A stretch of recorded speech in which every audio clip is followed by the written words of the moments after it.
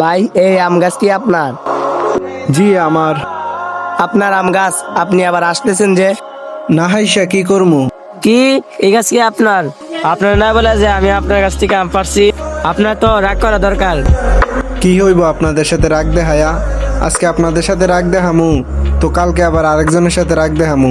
তার থেকে ভালো না দুনিয়াতে আপনাদের সাথে রাগ না দেখায়া পরকালে আপনাদেরকে আটকে দিমু।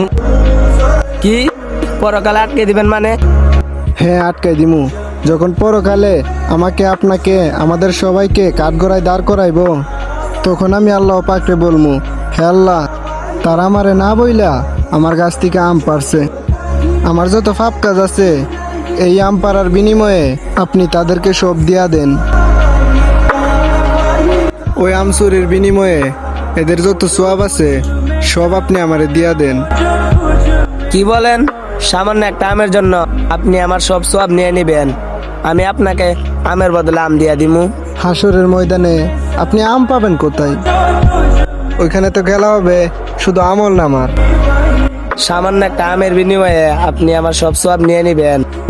ধরেন ভাই আপনার আম, আমাকে মাফ করে দেন। ভাই, আমি শয়তানে ঢুকে পড়ে আপনার কাছে আম পাইলে এসছি ভাই। আমাদেরকে হাসরের মধ্যে আটকে দেন না ভাই। এই নিন আপনার আম, আপনি আমাদেরকে মাফ করে দেন ভাই। আপনারা যেহেতু আপনাদের ভুলগুলা বুঝতে পারছেন এটাই তো অনেক। আর মাফ করার মালিক তো আমি না, মাফ করার মালিক হচ্ছে আল্লাহ। আর এই আমগুলা যেহেতু আপনারা কষ্ট করে পারছেন, ধরেন এগুলো আপনারা খায়েন। ভাই, আম দিচ্ছেন ভালো কথা, আবার হাসরের ময়দানে আটকে দিবেন না তো? আরে না, যান। আর পারলে মানুষের টিকা বইলা খাবেন।